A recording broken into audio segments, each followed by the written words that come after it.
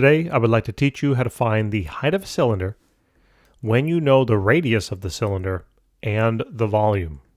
Now, in order to figure out the height from the volume and the radius, we need to know a mathematical relationship between all these variables. In other words, the volume of a cylinder is simply defined as pi, which is just a number, 3.14159 blah blah blah, multiplied by the radius of that cylinder squared, multiplied then by the height of that cylinder. Now, if you want to find the height, all you have to simply do is then divide out pi and the radius squared from both sides, right? This is just simple algebra. And when you do that, those terms cancel. You're left with the h, but instead of writing the h on the right-hand side, I'm just going to write it on the left-hand side. And instead of writing this then on the left-hand side, I'm going to write it just on the right-hand side, okay? So I'm just switching them on up. And this is then the volume divided by then pi times the radius squared. So in other words, the height is a function of the volume and the square of the radius. Now you know both the volume and the square of the radius. Well, the radius, and then you can just square it, right? So what I'm going to do is just plug that now on into my formula. So the volume here is pi multiplied by 3x to the fourth. Oh my goodness, I hope I don't copy it down wrong, but maybe I shouldn't talk, because if I keep talking, I'm probably going to make a mistake at some point. But you know what? I kind of like to challenge myself at points, so why don't we see? Hopefully that came out correctly. Let's just move that on over. So that is, I'm just going to double check. Right, that looks decent. Okay, then I'm going to take that and divide it now by pi times the square of our radius, which is x plus 4. So x plus 4, and you're going to square that. Now what I'm going to look to do is simplify things if I can. So notice how the pi's would cancel. Okay, pi divided by pi, and it just cancels. And then what I'm going to do, instead of writing this as a square, I'm going to now write this as x plus 4 times x plus 4, which is the same thing as x plus 4 squared, right? I mean, x plus 4 squared is this thing multiplied by itself, right? So now that I have this set up, what I'm beginning to realize, right, and you're detecting patterns, that's the idea here from doing a lot of practice, is that I realize that in order to do this division, I know I'm dealing with polynomials, and what I have to do is I have to get this polynomial and I have to FOIL it so that I can find like the x squared term, the x term, and the constant term. I don't know why I wrote x squared there, but it should be constant. X squared, x, and constant, okay? I want to find the individual terms there. So what I want to do now is to simplify life a little bit. First thing I'm going to do is just copy this, okay?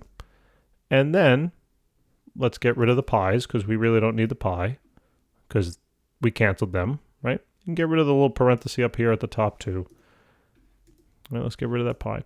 And what I'm going to look to do now is FOIL the denominator. So it's going to be x times x, which is going to be x squared. Then it's x times 4, which is positive 4x. Then it's 4 times x, which is then positive 4x. And it's 4 times 4, which is a positive 16. Now, I notice I have like terms there, right? So you're just going to go and erase them. So it's going to be a positive 8x. All right. Now, this is now the problem. What we have to do is we're going to do a long division. Okay, we have to do a long division polynomial, so let's set that up. And there you have it. So we take the numerator and we plug it on into the inside of this long division symbol, and then the denominator goes in on the outside. All right, so this is known as the divisor, and this is known as the dividend. So the idea here behind the long division is we're going to take the leading term of your divisor and divide it into the leading term of your dividend, right? Yeah, I said that right. Okay. So we're going to do 3x squared, 3x to the fourth divided then by x squared. So notice that we're left with then 3x squared, right? Because you subtract the 4, you subtract the 2 from the 4, right, to find the exponent there. So this is part of now your quotient. So you're going to plug that value in. This is part of basically the height, okay? The height would be the quotient, because remember, when we divide these two, we're finding the height. So we're going to do 3x squared. And if you want more practice on the long division, we got like a whole playlist on just long division of polynomials. So check out our channel under the playlist section, okay, under the pre-calc. Then what you're going to do is you're going to take this term and you're going to multiply it into each of the terms of your divisor. So let's do the first. So 3x squared times x squared should be 3x to the fourth. And if done properly, these two better match. Then you do 3x squared times then 8x, right? So that's going to be a positive 24x cubed. And you can do 3x squared times the 16, right? So when doing that, that should then be a positive 48x squared. Okay, great. Then what you have to do, now there's nothing that goes in here. Notice I'm lining up the corresponding terms, the 4s, the 3s, and the 2s.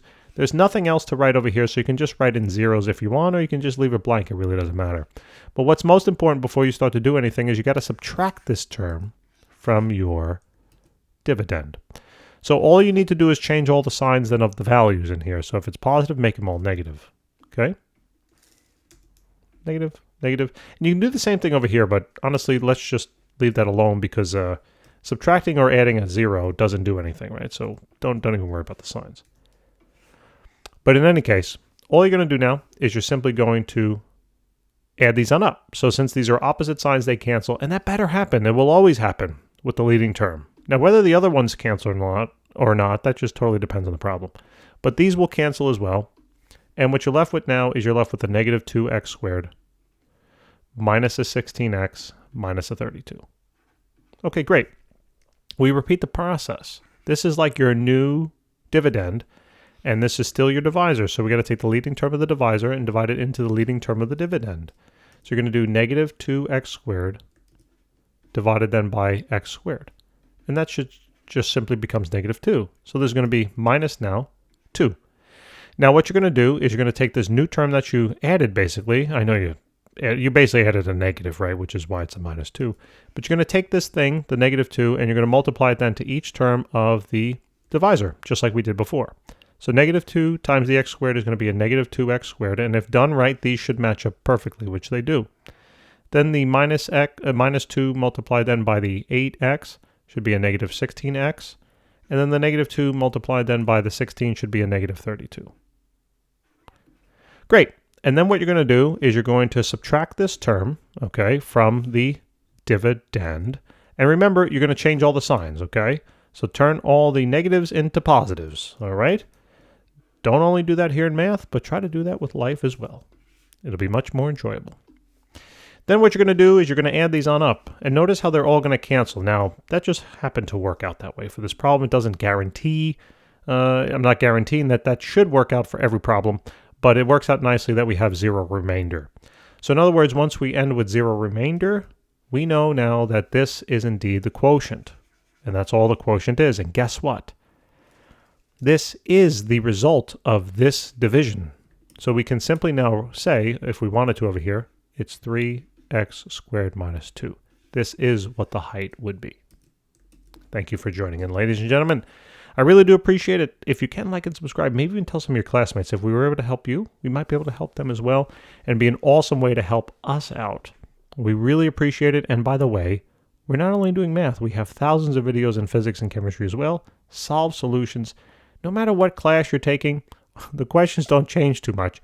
So if you want a whole bunch of practice, take a look at those OpenStax textbooks, and we solve every problem. See you soon.